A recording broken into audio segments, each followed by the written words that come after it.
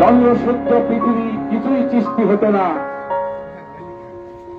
যার আদর্শে সন্তুষ্ট হয়ে বিশ্বের কাফের গোষ্ঠীও আমাদের নবীকে আল আমিন বলে উপাধি দিয়েছে।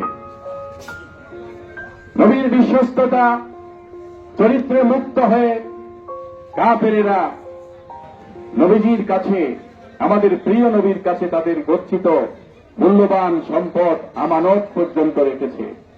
ইতিহাস তার প্রমাণ, কোরআন তার প্রমাণ। আল্লাহ বলেছেন, ওয়া ইন্নাকা লাআলা খুলুকিন আযীম, নিশ্চয়ই আপনি সুমহান চরিত্রের অধিকারী।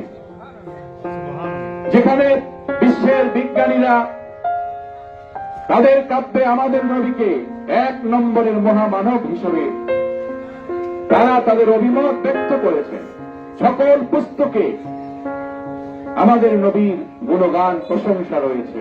আসমানি সকল কিতাবে প্রস্তাব পাঠাবো যে আমরা অনতিবিলম্বে জাতিসংঘ মানবাধিকার আইন লঙ্ঘন করার কারণে এই ভারতের এই গুণাঙ্গারকে আইনের আওতায় এনে তাকে ফাঁসির কাস্টে ঝুলাতে হবে।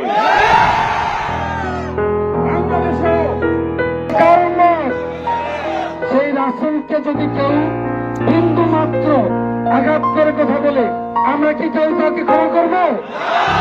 আমরা হয়তো ভারতে যেতে পারি না, বাংলার ভূখণ্ড থেকে আমরা তাদেরকে হুঁশিয়ারি উচ্চারণ করতে চাই, যদি এইরকম ধৃষ্টতা কেউ দ্বিতীয়বার দেখায়, তাহলে আমরা আমাদের সর্বশক্তি দিয়ে আমাদের ঈমান এবং আকীদাকে রক্ষা করার জন্য অবশ্যই যা করণীয় প্রয়োজন আমরা তাই করতে বাধ্য থাকবো ইনশাআল্লাহ।